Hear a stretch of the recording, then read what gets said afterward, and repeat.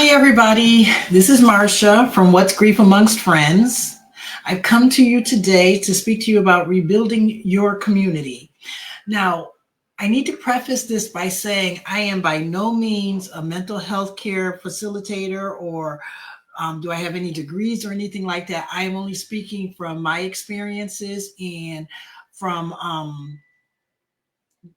how life has dealt me losses, and I've had to figure out ways how to get through it, sometimes with help and sometimes without help. But I want to be able to share with you as candidly as I possibly can the things that I am going through during my grief journey. And hopefully it will help someone else with whatever it is that they're going through. Maybe it will help them figure something out, or maybe it will help them realize that they're not going through this alone. And maybe it will give them insight on how to move forward. Like today, I'm going to talk to you about rebuilding your community. And what that means to me is when before you experience a devastating situation, a devastating loss, you have your, you have your family, you have your friends, you have your church, or your social organizations that you belong to. You have your people from work, people from school, and even your neighbors. And these are all a part of your community that surround you and support you or are there for you and everything. But it's just when you have a really, really horrible loss, people seem to fall off the face of the earth. And it's not funny, but it's funny because it's like, wait a minute, you were here yesterday, what happened? And you have people that want to tell you how you're supposed to grieve, and they want to minimalize it to help you get through it faster, but also to help them feel better about the situation. And no one can help you get through your grief faster. You have to go through it. Sometimes people will try to rush you, and it hurts you. It breaks your heart. It makes you feel horrible inside, and you don't know how to deal with these people. So in order for you not to be hurt every time that you're communicating with them, you stop communicating with them. An individual, you are unique, and you have to deal with things the way that you have to deal with them.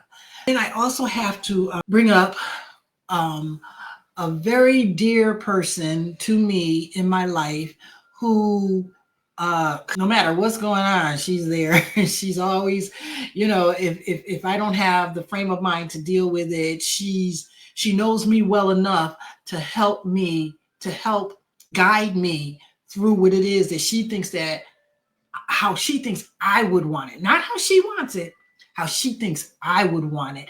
And Boo Boo, that's you. You got my back, and I so totally appreciate you. She was there. Actually, she's the one who had to tell me when Maurice had gotten hit by a car, and it was just horrible. But she was just like, oh no, I can't let her not know. I can't let her find out from someone else. She just wanted to make sure that I was comfortable with when I found out the news. This is when he got hit by the car, not when he was murdered. And and then when he was murdered, she was on the phone with me every single day, just, I'm whining and crying and she was just like, I know, with this soothing, comforting, but she was on that phone every single day, making sure that I was still alive, still thriving to live, making sure that even though I couldn't get out of bed for days at a time, weeks at a time, making sure I was eating, making sure I was, getting up and cleaning my body, she was like on it on it. And I so appreciate her. Now going through this, she's there, you know, she's Johnny on the spot. She's making sure everything is doing. So here's a little example. I was trying to figure out the repass plans, and I had contacted this place who said that we could, you know, we could rent the place, and they told me who they recommended someone for the catering. So I contacted the caterer, and they were all on board, and everything seemed to be going smoothly. And for whatever reason, the Holy Spirit, God, Jesus himself, Noah, whoever it was, something gave me the inclination to call the rental place. And I did, and I didn't get a response. And I called again, and I called again, and I called again, and no response. So I went up there, and there were cars in the lot. I was banging on the door, ringing doorbells, everything. I never got a response from this place. If I got a response, it was today, because I have never gotten a response from this place. And the caterer had sent me a menu, and you know, you're going through a lot and you're trying to put stuff together. And I was looking at the menu, and I'm not going to lie. I mean, when you lose someone, I don't know if you can resonate with this or not, but when you lose someone, your appetite goes. And I wasn't eating, and I wasn't feeling like eating, and I didn't have a taste for anything. And so when I got the menu, you know, I'm looking at it, and it's just like words. It wasn't, I didn't have a taste for anything, and I didn't have and it was just too much. And so she called me to make sure everything was going along the way I wanted it to go along. And I said, yeah, I got the menu, and I don't see anything on here that I want. I just don't see anything on here. And so she says, oh, okay, well, I know that they have this type of dish, or they have that type. And I said, I see that, but I don't see anything on here that I want. I don't want any of that. I just don't see anything. And I said, I just don't want to deal with the menu. I just don't want to, I don't want to think about that. Right. And she said, okay, enough said. It's done. It's taken care of. Listen, when I tell you, her and her cousins, and I mean, they threw together such a beautiful meal for the repast. And I mean, yeah, I probably was acting like a spoiled little brat, or I probably was acting like I don't know, but I just knew that that was just one more thing that I couldn't deal with at that moment. And she just took it right off my plate. And they went out shopping, got all the food, prepared all the food, and it was delicious. She even thought of some things, like there was something that my granddaughter liked to eat, something in particular. And she went and made that dish for her so that she could enjoy the food also. And I was just like, this is beyond. This is just totally beyond. This is totally beyond. Yeah, that's my girl. That's my girl. She's got my back, even though sometimes she's tricky and she tries to make me go places and do things. And so what she does is she assigns tasks to me just to make sure that I show up. And I think that's the cutest thing ever too, because she doesn't want me in the house all the time. She wants me to, to get out from time to time and to be around people from time to time. So I think that is cute too. But Regina, I love you. I love you. So it's kind of funny because I noticed on Facebook today that Tracy had posted a thank you to Regina and Scott. And listen, if you got Regina in your corner, you're all right. I'm telling you, you are right, because she learns who you are.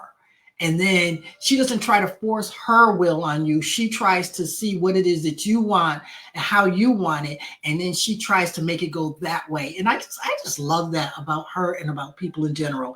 Okay, so I mentioned Regina in a prior podcast. I had mentioned that I felt isolated and sort of left by the wayside by my church. So there, um, there are a few people that I can say, um, you know, have tried to keep up with me, like Angela. Angela, she's like clockwork. She sends me cards, thinking of you, messages from God, inviting me to different things that are going on at the church and stuff like that. So Angela, but I don't consider Angela part of the church because I knew her before either of us were going to that church. I consider Angela a friend. She's one of those friends that, what they say, you don't have to talk every day. You don't have to see each other every day. You don't have, but when it's time for them to be around, Angela's there. And I love her. I love her for that. So I've had to learn how to allow new people into my life and into my business. And that's been an experience in itself because someone so eloquently, not so eloquently, informed me a couple of months ago that I am a, what do you call it? Standoffish. I don't feel warm and cozy to people. And so it's kind of, funny that in this particular part of what I'm going through with my grief, either I'm going to be by myself or I need to be able to allow people into my life so that I can, they can help me through my journey. And I started going to this support group that was started by Debbie Collins, and it's called, what is it called? It has to do with supporting people who have lost their spouses or significant others. And we meet each week.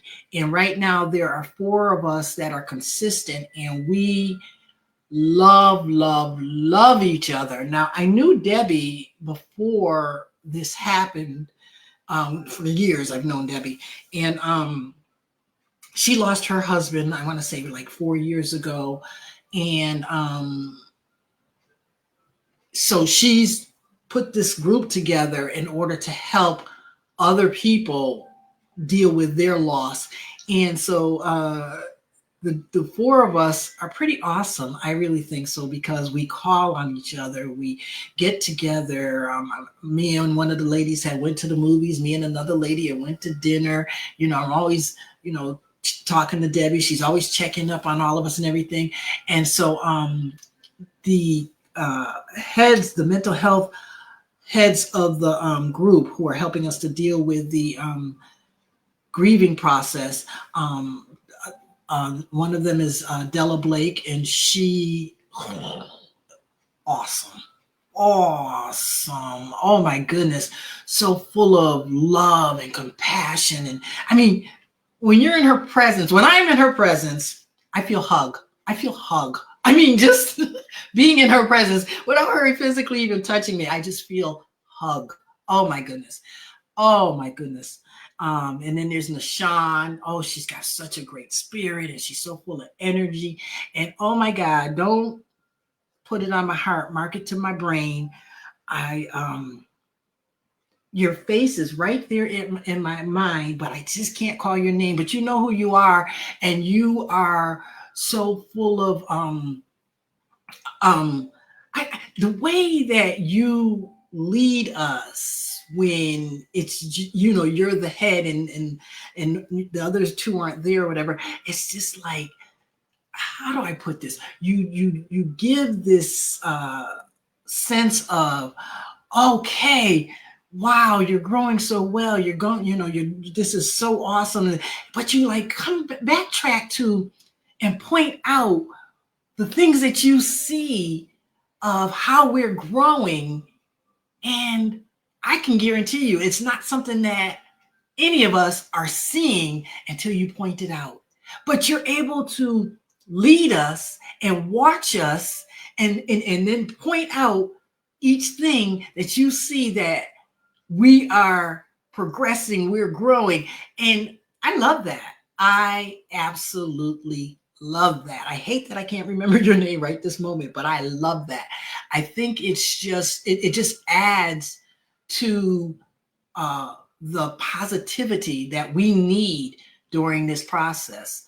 So I say all of this to say, then I also have I run a daycare, and I have the parents, and this year five of my students went off to school, and four of them are in the same school, and so they get to see each other from time to time, and one of the others is in a different school.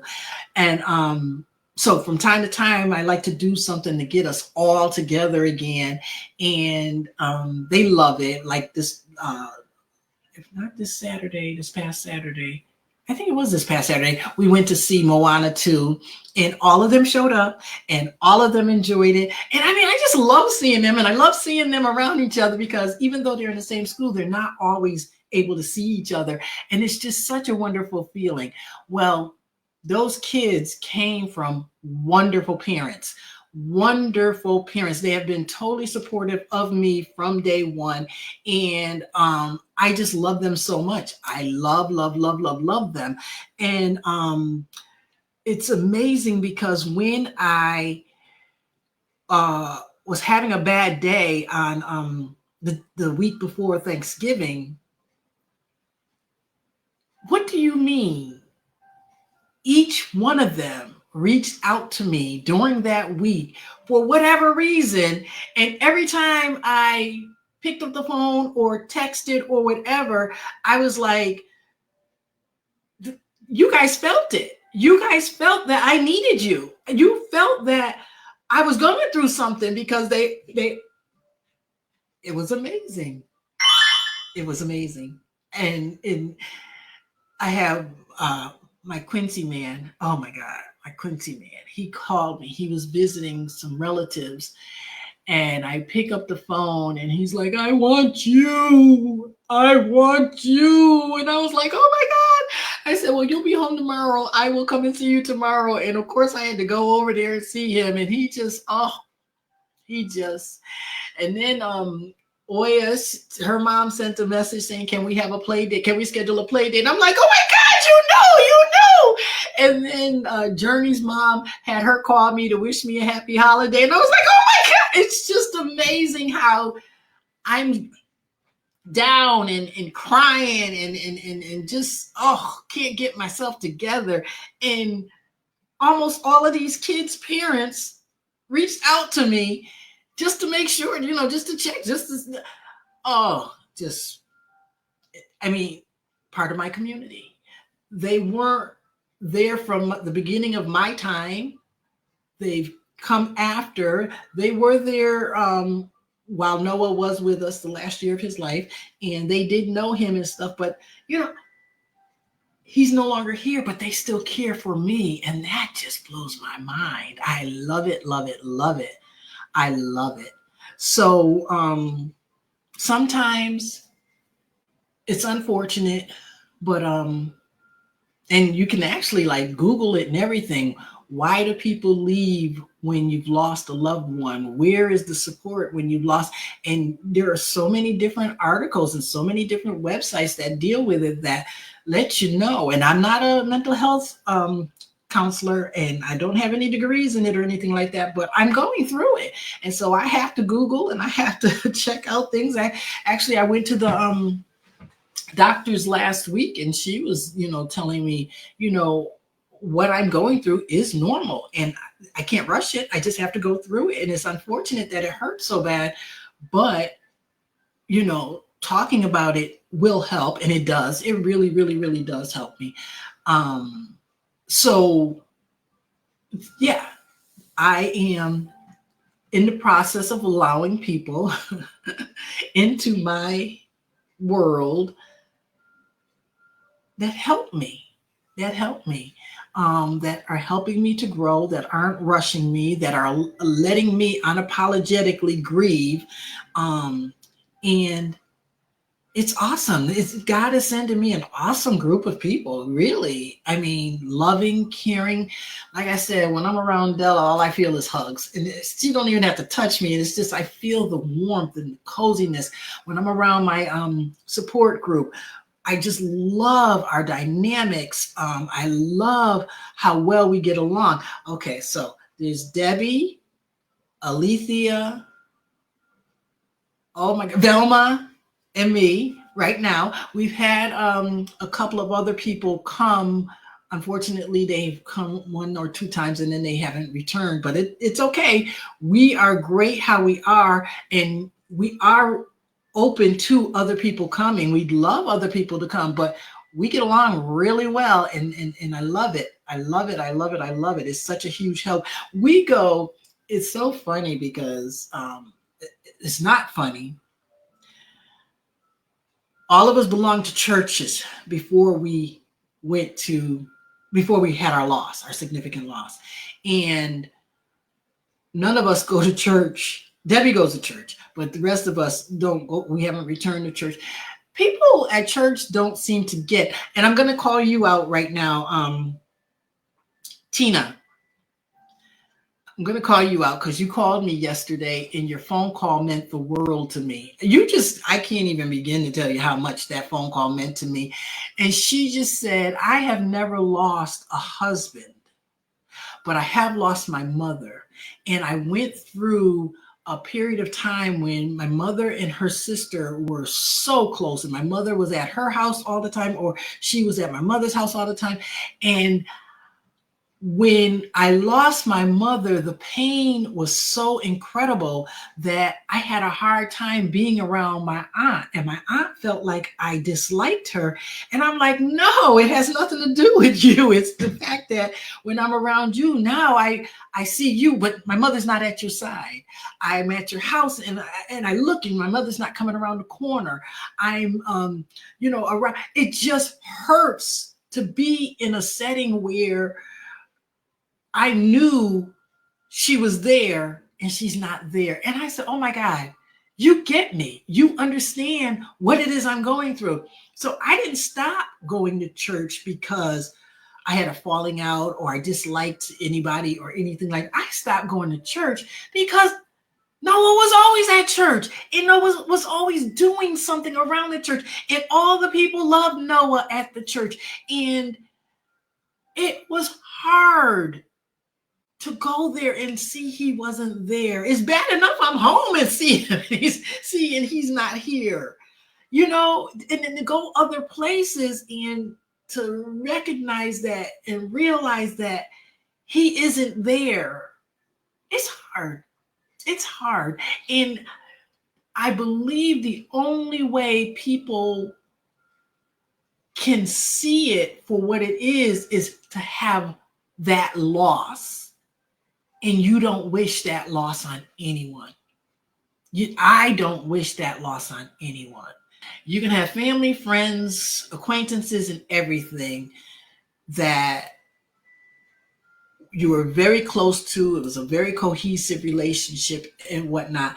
But when you experience a significant loss, you just, it seems like people shy away or move on, return to their old lives or whatever. So it's okay to accept new people into your community. It's okay to accept help and love and compassion, consideration from people that you least expect. It's okay. It's okay, because that's going to help you get through your journey of grief. That is going to help you to deal with the loss and the hurt and the suffering that you go through when you go through this this thing we call life. This thing we call life. Before I go any further, I wanted to thank people. I did the other day I did a live, and it was how do you get through the holidays with this grief? And I had a lot of responses, and I just wanted to thank everyone for your response. I definitely want to thank you for supporting me and loving me and trying to help me through my grieving process. So I guess I need to say that Facebook, YouTube, TikTok, and what do you call it? The other thing, Instagram are also, I guess it's my social community, because I get so much love and help and support from the people that I'm dealing with on these social media platforms, the podcasts, all of this. I mean, people are so supportive and loving. I am going to go ahead and end this live for today. Just saying, just to summarize again, when you go through grief, not everybody is going to be able to deal with that with you. So it's okay to allow people who are willing to deal with it with you. Not anyone that's going to minimize you, not anyone that's going to rush you, not anyone that's going to try to force you to see things their way. Someone who's going to be gentle with you, someone who's going to be compassionate and caring, and they may have never experienced grief before in their life. They may have grown up and not ever known a dead person, but their heartfelt desire is for you, to help you through this process. It is okay. Their heartfelt desire is for you to come through your grieving process on the other end, or, because it doesn't get any easier. I know that because, I went through it horribly for 9 or 10 years with Maurice. And then as it lessened up. It doesn't mean I don't think about him all the time. It doesn't mean I don't, feel some type of way that he's no longer with me. It doesn't mean that I'm okay. No, I'm not okay. But I am living. I am alive. I am thriving. I have a beautiful granddaughter that, oh my gosh, she's so beautiful. And I smile about her because I know that he would be smiling about her. And she's so beautiful, and she's smart, and she's just loving and caring. And so anyway, when I really get, and it's funny because throughout her life, when I used to get really sad, I would just go and visit her, and she wouldn't know, she was a kid, and I would just sit there and hold her on my lap or talk with her or whatever and stuff. And then it would help me. It would help me because I look at her and I see him. I look at her and I see him. So anyway, that's it for today. And I apologize. I didn't have anything sad that I was going to talk about. But hey, crying is part of life. It is what it is. And I can't apologize because I'm going through my grief journey unapologetically. Thank you so much for taking the time to listen to me. I hope that this helps someone.